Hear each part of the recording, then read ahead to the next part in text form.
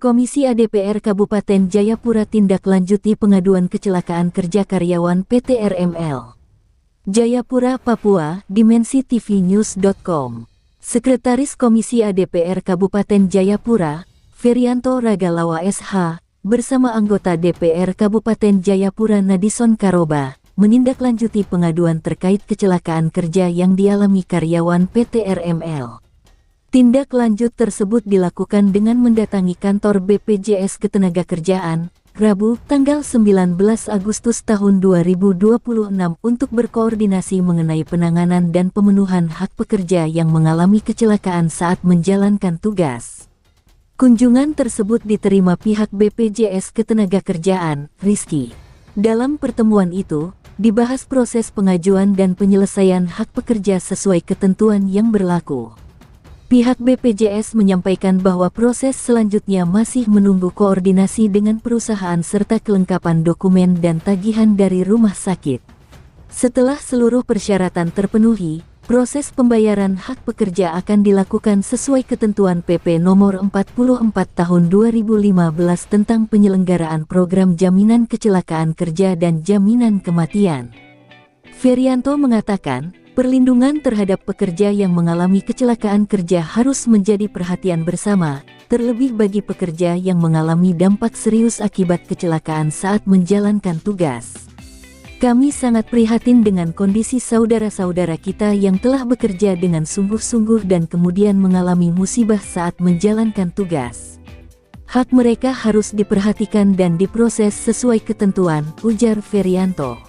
Ia berharap koordinasi antara perusahaan, BPJS Ketenagakerjaan, dan pihak rumah sakit dapat segera dituntaskan sehingga hak pekerja dan keluarganya dapat direalisasikan.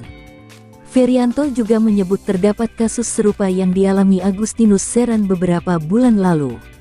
Ia berharap penyelesaian administrasi dan pemenuhan hak terhadap pekerja yang mengalami kecelakaan kerja dapat dilakukan secara cepat dan tepat. Semoga seluruh proses penyelesaian segera direalisasikan sehingga manfaatnya dapat dirasakan oleh karyawan dan keluarganya. Kami berharap seluruh pihak memberikan perhatian serius terhadap perlindungan dan hak-hak pekerja, pungkasnya. Masyarakat datang ke kantor menyampaikan keluhan tentang musibah yang dialami di Besung. Dan setelah sampai di sini ketemu dengan Pak Rizky, Persisul kasih penjelasan bahwa kenapa dia belum dibayarkan karena masih ada proses-proses terapi di rumah sakit.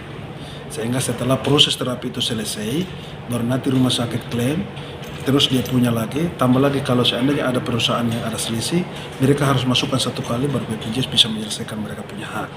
Jadi tadi beliau sudah sampaikan ke saya, sesuai dengan PP Nomor 44 Tahun 2015 juga memang ya sudah sesuai aturan itu. Nanti pembayaran sesuai dengan resume medis semua. BPJS akan menyelesaikan. Tapi karena dia ini masih proses terapi, baru selesai di tanggal bulan Agustus ini.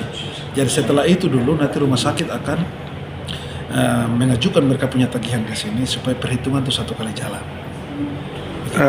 Tadi saya dengar sekilas bahwa proses agak cukup lama gitu Pak Dewan. Ya, lama tuh karena dia memang masih proses terapi.